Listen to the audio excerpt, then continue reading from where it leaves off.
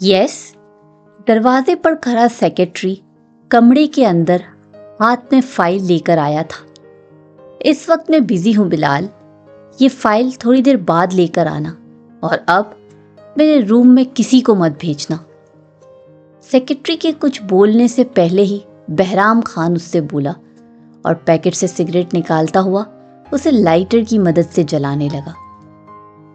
मैं कभी भी बर्दाश्त नहीं कर सकती आपको किसी और के साथ देखकर। भले ही जिंदगी में मुझसे कितने ही खफा हो जाएं, मगर ये दूसरी शादी वाला जुल्म मुझ पर कभी मत कीजिएगा साईं। स्मोकिंग करते अपने मोबाइल में मौजूद जरिश और अहमद की तस्वीर देखते बहराम खानजादा के कानों में जरिश की आवाज गूंजी तो उसने कर्ब से अपनी आंखें बंद की थी। अभी वो माजी की तकलीफ ज़दा यादों में गुम था कि उसका फोन रिंग हुआ। स्क्रीन पर बाबा जान कॉलिंग देखते वो गहरा सांस भरते कॉल उठा गया। रस्मी सलाम दुआ के बाद दुर्राब खान असल बात की तरफ आए। तुम्हारी मोड़े तुम्हें बुला रही हैं, उनकी तबीयत भी ठीक नहीं रहती। वो तुम्हें यूं उजरा हुआ नहीं देख सकती बेटा। पहले तो मैं इस हक में नहीं था, लेकिन अब मैं भी ये चाहता हूं कि तुम अपनी माँ की बात मान लो और हवेली वापस आ जाओ। यहाँ सब तुम्हारे मुंतजिर हैं। तुम सबसे बड़े पोते हो इस हवेली के। बाबा जान भी याद करते हैं तुम्हें। दुर्राब खान की बात सुनते वो बेचैनी से अपनी बीवी और बेटे के बारे में पूछ गया। जरिश और अहमद खान कैसे हैं बाबा? बड़ा हो गया होगा मेरा बेटा, अब मुझे याद तो करता होगा। उसकी बात सुनते दुर्राब खान कुछ पल खामोश हो गए, फिर बात बदल गए। तुम बताओ कब आ रहे हो? फोन रख रहा हूं बाबा, इस वक्त ऑफिस में हूं और काफी बिजी हूं। बहराम खानजादा बेजार होता हुआ बोला और कॉल काटकर मोबाइल सामने मेज पर रख दिया। आज उसे हवेली छोड़े पूरे 2 माह हो चुके थे। इन 2 माह में वो ना सिर्फ मुकम्मल तौर पर सेहतियाब हो चुका था, बल्कि उसकी शख्सियत में भी काफी बदलाव आ चुका था। वो शहर शिफ्ट हो गया था और दाजी की मदद से यहाँ अपना कारोबार दोबारा शुरू किया था, जो रफ्ता रफ्ता तरक्की की राहों पर चल पड़ा था। वो जरिश को सोचने के लिए कुछ वक्त देना चाहता था। बहराम खानजादा मर कर भी उससे अपना ताल्लुक या रिश्ता खत्म नहीं कर सकता था। ये तो उसने तब भी नहीं सोचा था जब दुआ उसकी जिंदगी में थी। उस दगाबाज लड़की को सोचते बहराम खानजादा के माथे की रगें तनी थी। खुद को सजा देने के लिए जरिश को अपनी नजरों से दूर कर गया था। ये अलग बात थी, उससे दूर रहना बहराम खानजादा के लिए अब सुहाने रू था। कल से अपने आप को वो बहुत ज्यादा बेचैन और बेबस महसूस कर रहा था। अपनी औलाद को देखने के लिए तड़प रहा था। जो सजा इसने खुद को दी थी वो मुसलसल दूरी का अजाब सह रहा था, लेकिन अब वो अपनी औलाद को नजरअंदाज नहीं कर सकता था, ना उससे दूर रह सकता था। इसीलिए बहराम खानजादा ने हवेली जाने का इरादा किया। आज पूरे 2 महीने बाद वो जरिश और अहमद खान को अपने साथ वापस ले जाने के लिए हवेली आया था। वैसे तो जरिश और अहमद को 2 महीने पहले ही अपने साथ वो लेकर जाना चाहता था, मगर तब दाजी के समझाने पर कि वो जरिश को कुछ वक्त दे, वो अकेला शहर चला आया था। उसी के कहने पर दाजी ने उसके बेटे का नाम अहमद खान रखा था। बहराम खानजादा अपने बेटे को देखने के लिए बेताब था, और शायद अपनी गुस्से में भरी बीवी को देखने के लिए भी, जिसके मिजाज अभी तक नहीं मिल रहे थे। गाड़ी पार्क करने के बाद वो हवेली में दाखिल हुआ तो इसे हॉल में अहमद के रोने की आवाज आई। वो हॉल में मौजूद अहमद के बाउंसर के पास आया तो रोता हुआ अहमद बहराम खानजादा के आगे अपने हाथ बढ़ाने लगा।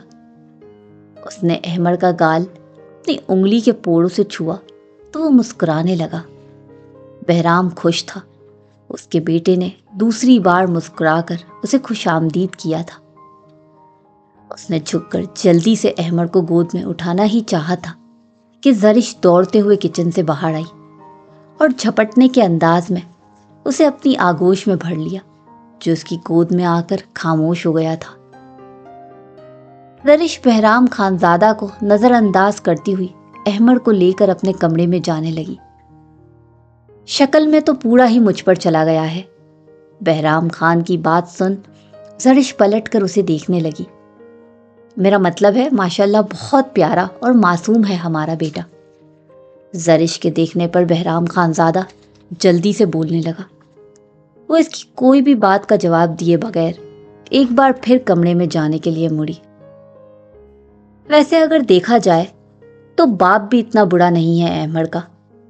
زرش ایک بار پھر پلٹی اور بہرام خان کے پاس آنے لگی۔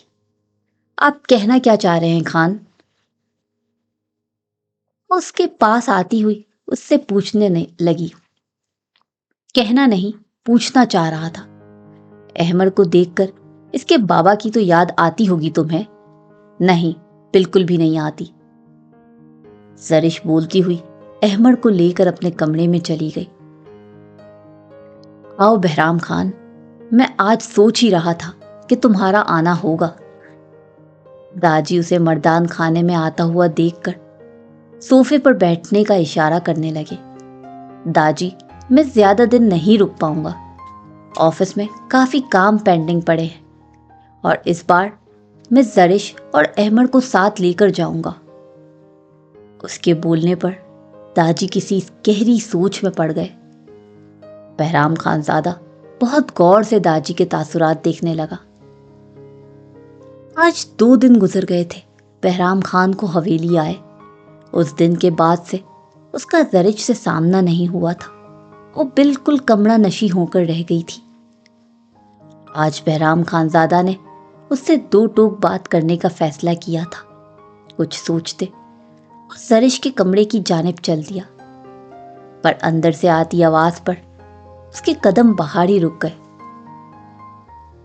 زرش کے لیے خبر کسی صدمے سے کم نہیں تھی۔ اس نے موڑے کی طرف دیکھا جو بی جان کے ساتھ یہ خبر لے کر آئی تھی۔ کیا مجھے جینا دیا جائے گا؟ اس نے سپاٹ انداز میں پوچھا۔ موڑے نے دکھ سے اس کی طرف دیکھا۔ خانم، بیٹیاں اپنے گھر میں آباد ہوں تو ماں باپ ان کو دیکھ کر خوش رہتے ہیں۔ تمہارا شوہر تمہیں لینے آیا ہے، اب تمہیں سب کچھ بھول کر اس کے ساتھ جانا چاہیے۔ ایسے آباد ہونے کا کیا فائدہ ہے بی جان جب آپ کی بیٹی اندر سے ناخوش ہو؟ میں ان کے ساتھ کبھی خوش نہیں رہ سکتی۔ ان کا دل چاہا تو انہوں نے مجھے حویلی میں تنہا چھوڑ دیا، ان کا دل چاہا تو لینے کے لیے آ گئے۔ میری اپنی کوئی حیثیت، کوئی اوقات نہیں ہے۔ انہوں نے میرے ساتھ جو کیا سب کچھ بھول گئے ہیں، مگر میں کچھ نہیں بھولی اور نہ ہی میں سب بھول سکتی ہوں۔ بی جان، مجھے کہیں نہیں جانا ان کے ساتھ۔ آپ لوگ مجھے کوئی جانور سمجھتے ہیں جو احساسات سے آڑی ہے، تو ایک بار پھر زبردستی کر لیں میرے ساتھ۔ سفید لباس میں پرنور چہرے کے ساتھ وہ بے حد پیاری لگ رہی تھی، مگر کب تک اسے اس طرح دیکھا جاتا؟ زرش کی تنہائی سب کو ہولاتی تھی۔ دوسری طرف بہرام خان کی اس کی طرف طرف دیکھتے موڑے اور بی جان اس سے بات کرنے آئی تھی۔ وہ زندگی سے دور جا رہی تھی، خوشیوں کو خود پر حرام کر رہی تھی۔ کسی سے بھی اس کی یہ خاموشی، یہ تکلیف دیکھی نہیں جا رہی تھی۔ ٹھیک ہے، کوئی تم پر زبردستی نہیں کرے گا۔ بی جان نے اس کے ریشمی بالوں پر ہاتھ پھیرا تو زرش نے ان کی جانب دیکھا۔ زرش کی آنکھیں نمکین پانیوں سے بھرنے لگی۔ وہ تو بہت نرم دل کی لڑکی تھی۔ بی جان کی ممتا کا لمس اس کے اندر ایک طرف بھر گیا۔ بی جان کی بھی آنکھوں میں آنسو آنے لگے اور انہوں نے اسے کھینچ کر اپنے سینے سے جو جکڑا تو وہ سب کو رلا گئی۔ اس کی سسکیاں، اس کی ہچکیاں، اس کا بآواز بلند رونا ان کا دل منہ کو آ رہا تھا۔ بی جان کے پاس کوئی لفظ نہیں تھا، وہ اسے کیسے تسلی دیتی۔ میں کسی کو معاف نہیں کروں گی، وہ بری طرح رو رہی تھی۔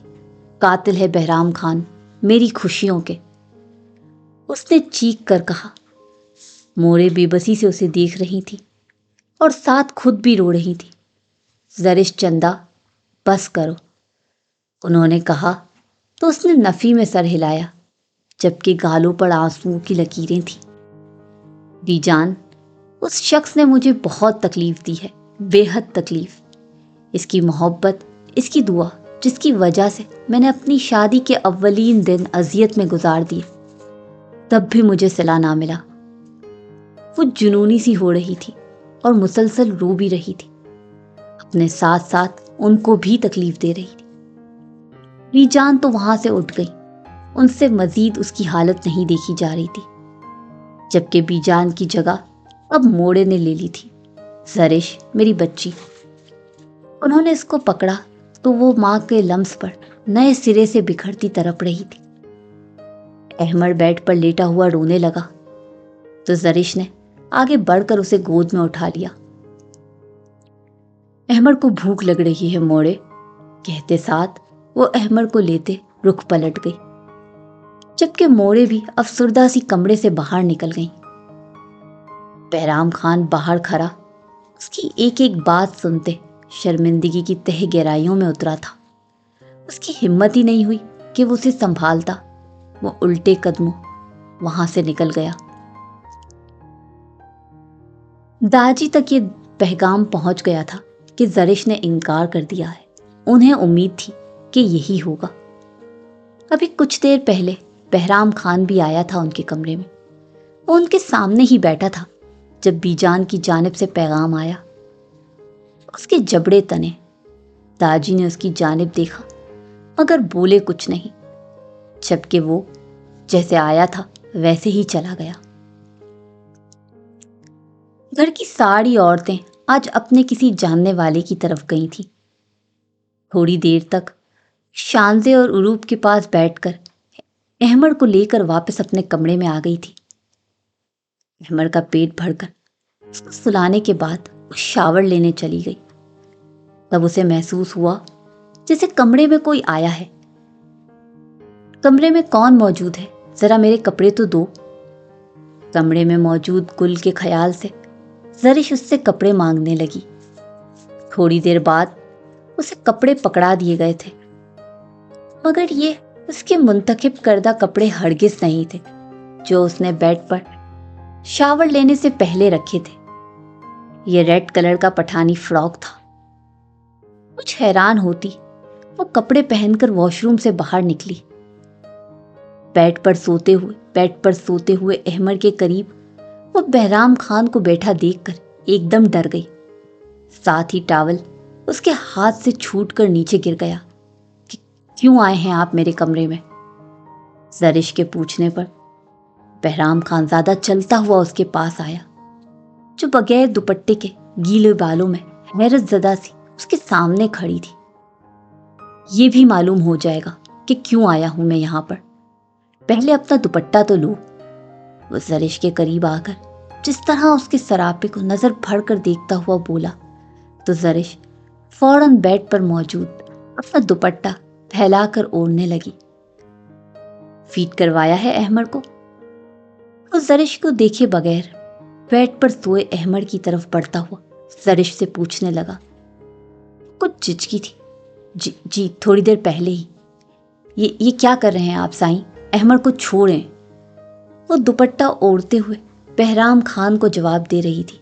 अचानक बहराम अहमद को गोद में उठाता हुआ कमरे से बाहर निकलने लगा तो ज़रिश दौड़कर उसके पीछे आई। अब उसे समझ में आया था वो उसके बेटे को ले जाने के लिए आया था। साईं, ऐसा नहीं करें प्लीज, मैं इसके बगैर कैसे रहूंगी, मर जाऊंगी मैं।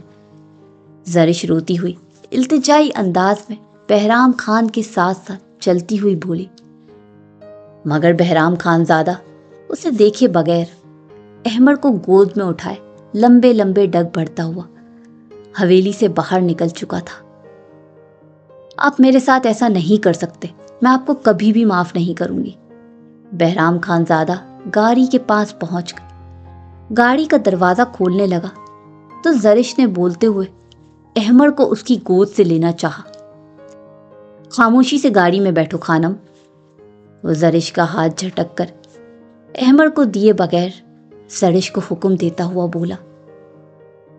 जरिश ने उसकी बात का कोई रिस्पॉन्स नहीं दिया तो बहराम ने गाड़ी में बैठकर गाड़ी स्टार्ट कर दी। उसे गाड़ी स्टार्ट करते देखकर जरिश रोती हुई दौड़कर गाड़ी की फ्रंट सीट पर आई और जल्दी से बैठ गई। उसने रोते हुए एक बार फिर अहमर को बहराम खान से लेना चाहा, जिस पर बहराम ने अहमर को उसके हवाले कर दिया और रोती हुई अहमर का चेहरा चूमने लगी। उसे लग रहा था जैसे आज उसके सीने से किसी ने दिल ही निकाल लिया हो। बहराम खानजादा गाड़ी स्टार्ट कर चुका था।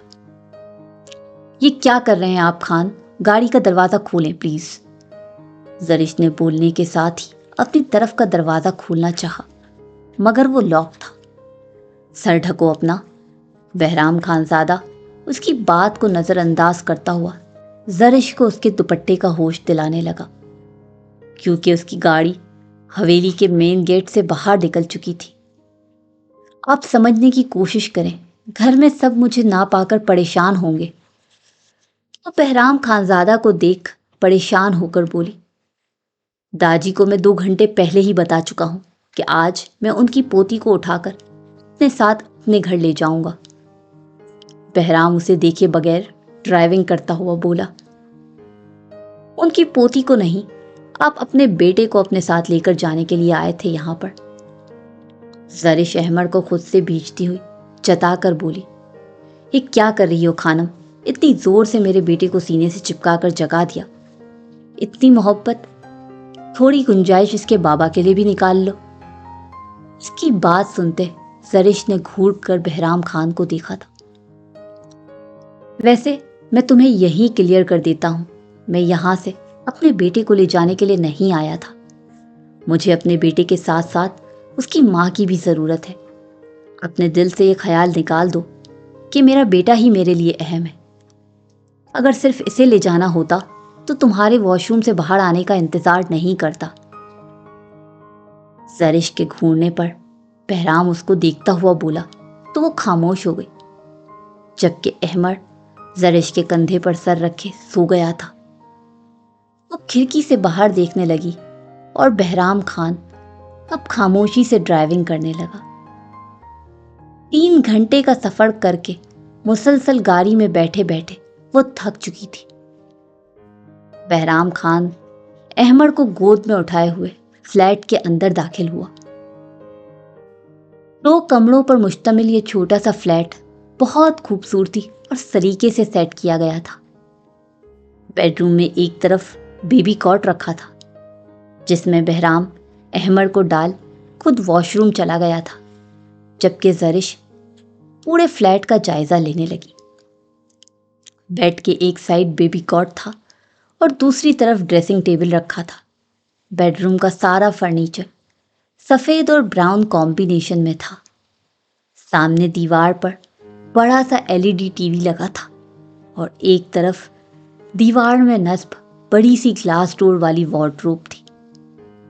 कमरे में एक बड़ी सी ग्लास विंडो थी, जिस पर खूबसूरत से मेहरून पर्दे डले थे। बेडरूम का मुकम्मल जायजा लेते वो दूसरे कमरे में आई, जहां ग्रे वेलवेट के सोफा सेट के साथ खूबसूरत सा सेंटर टेबल रखा था। जरिश बालकनी का दरवाजा खोल बाहर निकल आई। ताजा हवा के झोंकों ने दिलो दिमाग पर खुशगवार तासुर छोड़ा था। दूर दराज से नजर आती सड़क पर मामूल का ट्रैफिक रवा दवा था। वो ग्लास डोर खिसकाते वापस अंदर की तरफ बढ़ गई। किचन में आते उसने किचन में एक नजर दौड़ाई थी। किचन ओपन और फुल फर्निश्ड था। बर्तन में खाना बना रखा था। यकीनन बहराम खानजादा ने आने से पहले सारा अरेंजमेंट करवा कर रखा था। बहराम खानजादा फ्रेश होकर बाहर आया तो जरिश खाना गर्म करके डाइनिंग टेबल पर लगा चुकी थी। खाना खामोश माहौल में खाया गया था। रात के खाने के बर्तन धोकर वो रूम में आई। अहमर कॉट में लेटा हुआ था और बहराम वहीं खड़ा अपने बेटे से खेल रहा था। जरिश को कमरे में आता देखकर वो इस तक आया था और इसे अपने हिसार में लेता हुआ बोला, तो माफ कर दो खानम, और कितनी सजा दोगी? मानता हूं बहुत ज्यादती कर गया हूं तुम्हारे साथ, पर अब ऐसा क्या करूं कि तुम्हारा दिल साफ हो जाए। मैं जानता हूं अब तुम्हें मुझसे मोहब्बत नहीं रही, पर मैं वादा करता हूं अब से तुम्हें खुश रखने की पूरी कोशिश करूंगा। माजी की अपनी हर एक गलती की तलाफी करूंगा। एक मौका नहीं दोगी अपने खान को? कहते साथ बहराम खानजादा उसका हाथ थामते जरिश के सामने घुटनों के बल झुका था और उसके हाथ की पुश्त पर अपना माथा टिका गया। माफ कर दो जरिश, हर उस बात, उस अजियत के लिए जो मैंने तुम्हें दी। जरिश को अपने हाथ की पुश्त नम होती महसूस हुई। वो लड़की तो थी ही सदा की नरम दिल। जरिश का दिल पिघलने लगा। वो नहीं चाहती थी उसका बेटा बाप की शफकत से महरूम रहे। वो अपने बेटे को एक मुकम्मल शख्सियत देना चाहती थी, और ये तभी मुमकिन था जब वो सारे गिले शिकवे भुलाए आगे बढ़ती। उठें साई, क्या कर रहे हैं? अहमद देख रहा है। जरिश बहराम के बाल सहलाती हुई बोली, जो जरिश को कमरे में आता देख खुशी से किलकारियां मार रहा था। अच्छा है ना, इसे भी मालूम होने दो इसके बाबा कितने शर्मिंदा हैं इसकी मामा से। बहराम खान उठते जरिश की कमर के गिर्द अपने बाजू हायल करता हुआ बोला, शुक्रिया खानम। जबकि कॉट में लेटा हुआ अहमद अपने नन्हे नन्हे हाथ पांव चलाने लगा। मैं काफी थकी हुई हूं, अब रेस्ट करूंगी। जरिश अपनी कमर से बहराम खान के हाथ हटाती हुई बोली और कॉट के करीब आकर अहमद को गोद में उठाने लगी। तुम रेस्ट करोगी तो फिर मैं क्या करूंगा खानम? बहराम बुरा मनाता हुए जरिश से पूछने लगा, तो उसने अहमद को बहराम की गोद में दे दिया। अब अपने बेटे को सुला दें। जरिश अपनी मुस्कुराहट रोकती हुई बेड पर लेट गई। सो जाओ मेरे छोटे खान, अब तो आपके सोने के बाद ही आपके बाबा जान की कोई बात बन सकती है। अहमद को गोद में उठाए मुसलसल टहले जा रहा था, मगर वो सोने के बजाय मुंह बसोर बहराम को देख रहा था। उसे लगा वो थोड़ा बेचैन है और अभी रो देगा। अहमद बार बार बहराम खानजादा के सीने पर अपने छोटे छोटे हाथों से मुक्के बरसा रहा था। पहले तो बहराम को समझ नहीं आया, पर यकदम अहमद के जोरों शोर से रोने पर वो कुछ कुछ बात को समझने लगा। खानम, इसको फीड करवा दो प्लीज, ताकि आराम से सो जाए। वो बेड पर लेटी हुई जरिश को देखकर बोला, 5 मिनट भी नहीं संभाल सके आप अपनी औलाद को साईं? जरिश मुंह बनाकर बोलती हुई अहमद को बहराम खान से लेने लगी। मेरा बेटा, क्या हो गया चंदा? जरिश उसे प्यार से बहलाते हुए कहने लगी, भूख लग रही है इसे, फीड करके सोएगा, आप दूसरे कमरे में जाएं। जरिश अहमद को गोद में लेकर बेड पर बैठती हुई बहराम खानजादा से बोली, मुझसे कौन सा पर्दा है तुम्हारा खानम जो मैं दूसरे कमरे में चला जाऊं? भूल गई हो क्या, ये मेरी ही औलाद है। बोलते साथ वो बेड पर फैलता हुआ लेट गया। जरिश का चेहरा सुर्खनार हुआ था। बहराम खानजादा की बेबाकी पर वो लंबा सांस खींचकर अहमद की तरफ मुतवज्जह हुई। अहमद को पेट भरता देखकर जरिश के घूरने की परवाह किए बगैर बहराम खानजादा अहमद के नन्हे हाथ पांव चूमने लगा। जरिश के मजीद बड़ी बड़ी आंखें दिखाने पर अब वो जरिश का हाथ पकड़कर अपनी होठों पर लगा चुका था। आज बहराम खानजादा काफी पुरसुकून था अपनी बीवी और अपने बेटे को घर में देखकर। जरिश अब अहमद को अपनी गोद में लिए थपक रही थी, जबकि नाइट बल्ब की रोशनी में बेड पर लेटे हुए बहराम के लबों पर यह मंजर देखकर मुस्कुराहट आई। अहमद के सोते ही बहराम खान ने सोए हुए अहमद को जरिश से लिया और कॉट में लिटाकर उसे प्यार किया। वो बेड की तरफ पलटा तो जरिश आंखों पर अपना बाजू रखकर सोती हुई बन गई। थोड़ी देर बाद उसको महसूस हुआ کہ بہرام بیڈ پر اس کے برابر میں آ کر لیٹا ہے۔ ابھی وہ کروٹ لینے کا سوچ ہی رہی تھی کہ بہرام خانزادہ اس کا نازک وجود اپنی طرف کھینچ چکا تھا۔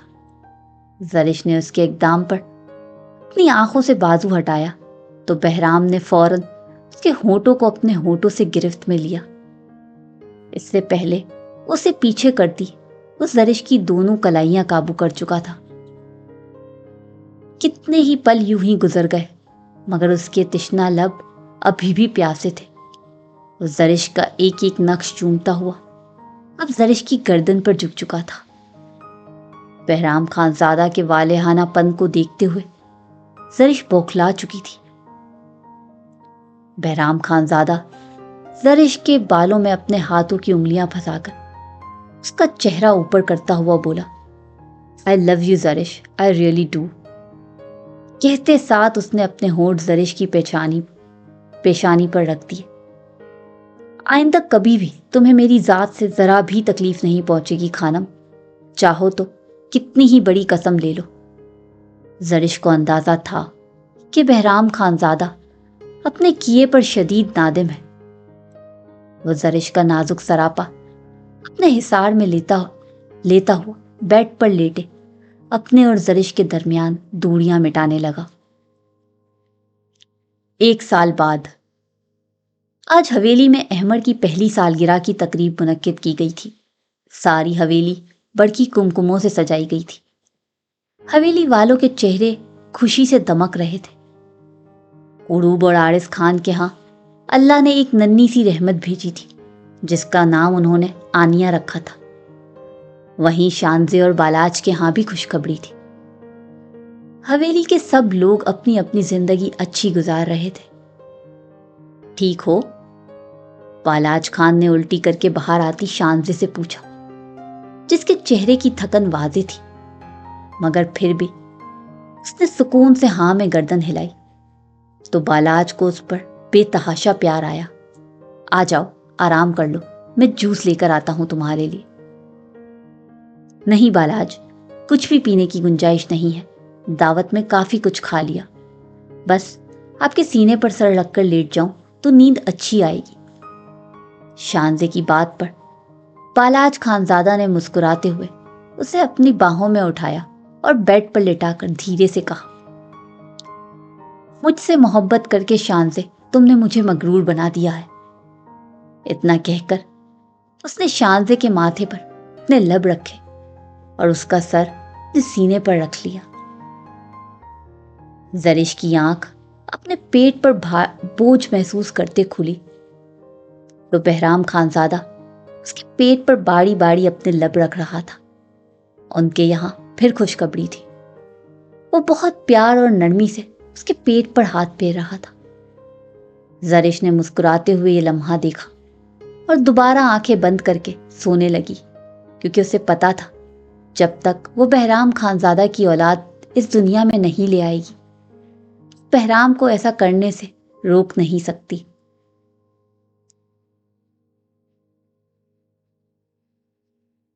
ختم شد۔ بس اتنا کہوں گی، بعض دفعہ جانے انجانے ہم کسی کا معصوم دل بری طرح دکھا دیتے ہیں، پھر جب احساس ہوتا ہے تو اللہ سے اپنے کیے کی معافی مانگنے لگ جاتے ہیں۔ بے شک ہمارا رب ہمیں معاف کر دیتا ہے مگر بندے کی معافی بندہ ہی دیتا ہے۔ اللہ بھی جب تک معاف نہیں کرتا جب تک بندہ نہ معاف کر دے۔ ناول میں کوئی غلطی ہو گئی ہو تو معذرت۔ بہت جلد ملاقات ہوگی آپ سے نئے ناول کے ساتھ انشاءاللہ۔ دعاؤں میں یاد رکھیے گا، آپ کی رائٹر۔ اللہ حافظ۔